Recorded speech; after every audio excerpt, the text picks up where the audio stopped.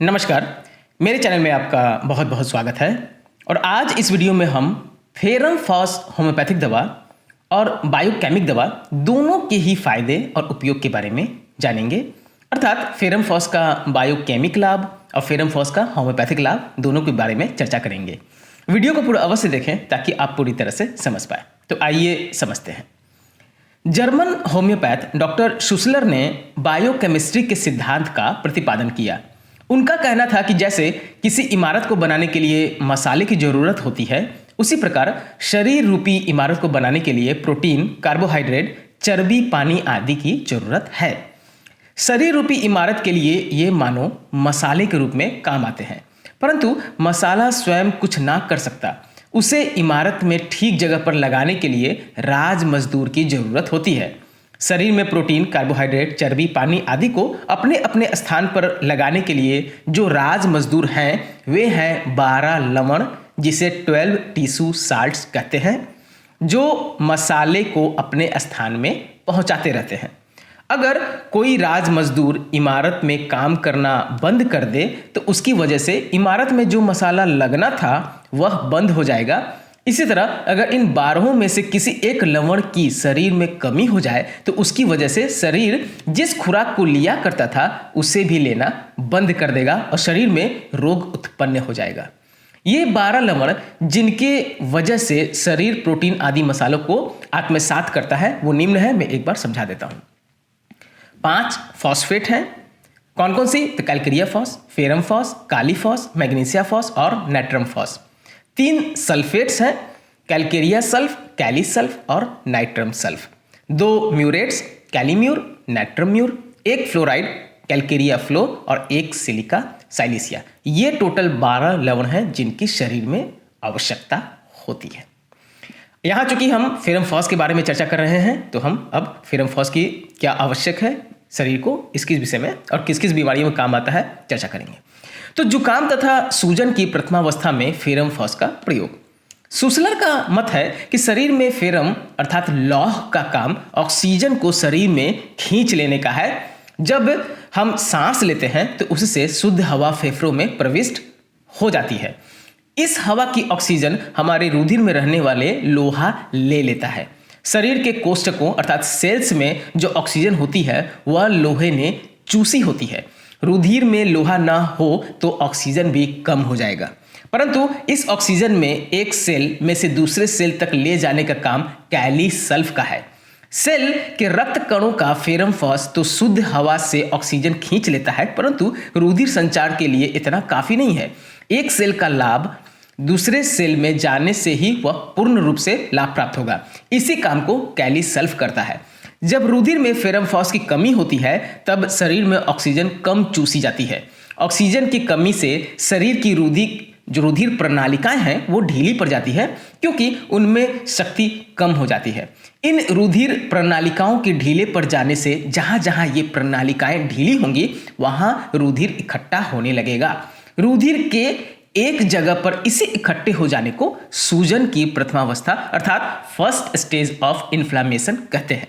Ferrum FOSS का काम बाहर की हवा में से शरीर के रक्त कणों में ऑक्सीजन को खींच लाकर इस सूजन को दूर कर देना है और इसी सूजन से जुकाम भी होता है। तो फेरम फॉस जुकाम और सूजन के प्रथमावस्था में बहुत ज़्यादा उपयोगी है। तो चूंकि अभी हम बायोकेमिक दृष्टि से बात कर रहे हैं तो ऐसे में आप फेरम फॉस 3x 6x में इस्तेमाल बिल्कुल कर सकते हैं। ज्वर की प्रथम अवस्था में फेरम फॉस का प्रयोग।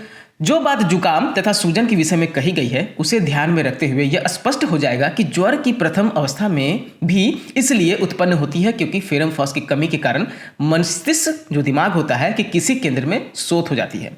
इसलिए ज्वर की भी प्रथम अवस्था में फेरम फॉस दिया जाता है। जब ज्वर में ऑक्सीजन का संपूर्ण शरीर में संचार नहीं हो पाता तो बुखार लंबा हो जाता है। जैसे हम पहले कह चुके हैं कि कैली सल्फ का काम ऑक्सीजन को एक सेल से दूसरे सेल में पहुंचा देना है ताकि ऑक्सीजन का संपूर्ण शरीर में संचार हो सके। इसलिए ज्वर की प्रथम अवस्था में फेरम फॉस दिया जाता है, परंतु लंबे बुखार में फिर कैली सल्फ दिया जाता है। तो जब प्रथमा अवस्था हो ज्वर का, बुखार का, तो आप फेरम फॉस 6x में 4 गोली दिन में 3 बार मुंह में डाल के चूसने को दें। अगर लंबा समय से बुखार है तो आपको फिर कैली सल्फ का इस्तेमाल करना होगा। आगे बढ़ते हैं। दस्तों की प्रथम अवस्था में फेरम फॉस का प्रयोग। यह कहा जा चुका है कि फेरम फॉस का काम शरीर में ऑक्सीजन को लेना है। आंतों में भी ऐसे तंतु होते हैं जिनमें फेरम होता है और उसकी ताकत की वजह से ही ये तंतु आंतों में आए भोजन से बहुत सा रस चूस लेते हैं। अगर इन तंतुओं में लोहा ना रहे तो जो रस चूसा जाना चाहिए वह चूसा नहीं जाता और मल रस रहित जो होता है वो निकलने लगता है। इसी को दस्त आना कहते हैं। इसलिए दस्तों में से फेरम फॉस उपयोगी है। सभी दस्तों में प्रथमावस्था में खासकर फेरम फॉस बिल्कुल दिया जाता है, खासकर प्रथमावस्था में, जैसा कि मैंने बताया है। फिर भी चिकित्सक को दिखाना होगा कि दस्तों का प्रकार, रंग क्या है, क्योंकि रंग में फेरम भी दिया जाता है या नाइट्रोम्यूर भी दिया जा सकता है। अन्य दवाई हैं, परंतु ध्यान रखिएगा कि दस्त के प्रथमावस्था में फेरम फॉस उपयोगी है। 3x 6x में बिल्कुल इस्तेमाल कर सकते हैं अगर आपका प्रथमावस्था है तो। कब्ज में फेरम फॉस का प्रयोग। अगर आंतों की मांसपेशियों में लोहा न रहे तो आंतों की जिस गति से मल को बाहर धकेला जाता है, जिसे पेरिस्टाल्टिक मोशन कहते हैं, वही नहीं रहती है और कब्ज हो जाता है। इस अवस्था में भी फेरम फॉस उपयोगी है। अब यहाँ मैं फेरम फॉस के होम्योपैथिक उपयोग के बारे में चर्चा करूंगा। अभी तक हमने बायोकेमिस्ट्री उपयोग के बारे में चर्चा किया है, होम्योपैथिक उपयोग भी देख लेते हैं। तो आंख में रक्त कण सा अनुभूति में, आंख में गरने जैसा अनुभूति होता है, तो बायोकेमिक दृष्टि से आंख की सूजन की प्रथम अवस्था में फेरम फॉस बिल्कुल लाभप्रद है। आंख की लाली में, आंख में रेत के कण सा अनुभूति में, आंख के भीतर करकराहट में बायोकेमिक तथा होम्योपैथिक दोनों दृष्टि से फेरम फॉस लाभ करता है। रोशनी तथा कृत्रिम प्रकाश में आंख चुंधियाने में भी बिल्कुल उपयोगी है।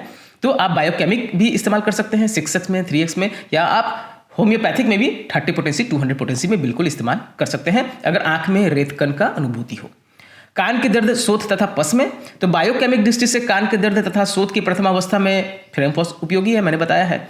और होम्योपैथिक दृष्टि से भी अगर कान के दर्द, शोथ, पस, खून आने, पस आने जैसे के बाद भी कनसूल में आराम ना आए, बार बार कान के दर्द के दौरे पड़ने लगे, तो आपको जरूर होम्योपैथिक दृष्टि से यानी कि 30 में 200 में फेरम फॉस का इस्तेमाल करना चाहिए। कान के दर्द, शोथ, पस निकलना ठीक हो जाता है।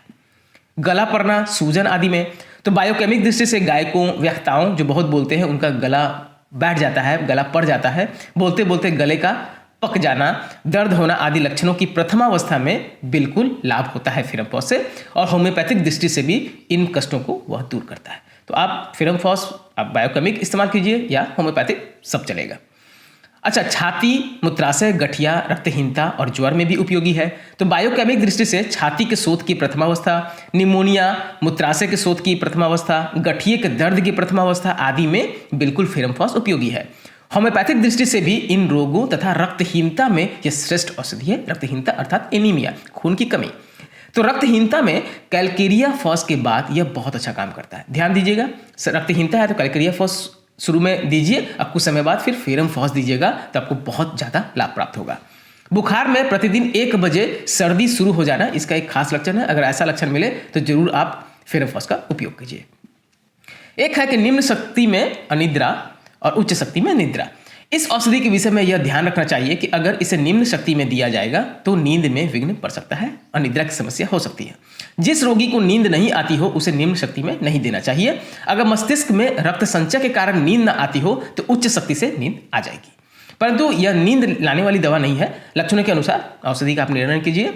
ध्यान रखिएगा कि निम्न शक्ति में उपयोग नहीं कीजिएगा। जिसे नींद नहीं आने की समस्या है उसे निम्न शक्ति बिल्कुल ना दें, क्योंकि इससे और नींद में समस्या पड़ जाता है। अच्छा, एक बार मैं फेरम फॉस, एकोनाइट, बेलाडोना और जेलसीपियम ब्रोनिया के बीच तुलना कर देता हूं, क्योंकि बुखार में, दस्तों में क्या क्या अंतर है सभी दवा में बताना जरूरी है। तो ध्यान रखिएगा कि फेरम फॉस में एकोनाइट और बेलाडोना के समान रोग का वेग का आक्रमण नहीं होता। हम सभी जानते हैं कि एकोनाइट और बेलाडोना में रोग बहुत तीव्र वेग से आते हैं, परंतु जेलसीमियम के समान रोग में शिथिलता भी नहीं होती। अब जेलसीमियम में कैसा आता है तो बहुत धीरे आता है, तो ये दोनों के बीच का है। एक तरफ एकोनाइट और बेलाडोना का वेग, दूसरी तरफ जो वेग और तेजी होता है जो एकोनाइट बेलाडोना में, और दूसरी तरफ जो जेलसीमिया की सुस्ती है, तो यह औषधि इन दोनों के बीच का है। जैसा कि मैंने बताया, बिल्कुल बीच का है। बहुत तेज से रोग आता है, न बहुत धीरे। यह रोगी एकोनाइट और बेलाडोना के समान हिस्ट पुष्ट, हट्टा कट्टा ना होकर रक्तहीन होता है, खून की कमी होगी, मुंह पर कभी कभी लाली आ जाती है, कमजोर होता है, परंतु जेलसीमियम के रोगी की अपेक्षा अधिक चुस्त होता है। उसके समान बहुत मुख पर मटिमैला जो होता है वो नहीं होता। मतलब देखिएगा कि एकोनाइट और बेलाडोना का रोगी हमेशा हिस्ट पुष्ट रहेगा, हट्टा कट्टा होगा, और तुरंत रोग का वेग होगा और वो उसको बुखार लग जाएगा, ज्वर लग जाएगा तुरंत। जबकि जो जैल्सीमियम का है वो बहुत ज़्यादा कमज़ोर होता है। ये इसका रोगी जो बीच का होता है, रक्तहीनता होता है पर जैल्सीमियम की जितना नहीं होगा। जैल्सीमियम से थोड़ा चुस्त रहता है, जैल्सीमियम से कम रक्तहीनता होता है, परंतु रक्तहीनता होता है, कमज़ोर जरूर होता है। तो ये थोड़ा ध्यान रखिएगा कि ये बीच का दवाई है, जैल्सीमियम एकोनाइट और बेलाडोना के बीच का दवा है। अच्छा, शक्ति और प्रकृति की बात करें तो 3, 6, 12, 30 पोटेंसी में बिल्कुल होम्योपैथी में आप इस्तेमाल कर सकते हैं, या फिर बायोकेमिक करना है तो 6x में 3x में इस्तेमाल करें। ध्यान रखिएगा कि निम्न शक्ति में निद्रा नाश की संभावना है, उच्च शक्ति से निद्रा आ जाती है। अच्छा, निम्न शक्ति जैसे 3, 6 निम्न शक्ति हो गया, तो जब भी नींद का समस्या हो तो 3CX में ना करें। 30 से ऊपर में आप बिल्कुल कर सकते हैं, 30 to 100 चलेगा। तो अभी मैंने फेरम फॉस के बारे में काफ़ी सारी जानकारियाँ दी, तो आशा करता हूँ कि आपको जानकारी पसंद आया होगा। लक्षण मिलने पर निसंकोच दवा का सेवन कीजिए, बहुत अच्छी दवा है। आशा है आपको हमारी वीडियो पसंद आई होगी। अगर समझने में परेशानी आ रही हो, या आप ट्रीटमेंट करवाना चाहते हैं, या आप अपने एड्रेस पे दवा मंगवाना चाहते हैं, तो मेरे व्हाट्सएप नंबर 9006242658 पर भी आप हमसे संपर्क कर सकते हैं। दवा आपको किसी भी होम्योपैथिक शॉप पर मिल जाएगा। 2 दवा लेने के बीच हमेशा 15 मिनट का गैप दें। खाना खाने के आधे घंटे पहले या आधे घंटे बाद ही दवा लें। कच्चा प्याज और खट्टी चीज़ों का सेवन ना करें। WSI, रेक्वेग, SBL, एडिल किसी भी कंपनी की दवा आप ले सकते हैं, सभी अच्छी है। धन्यवाद।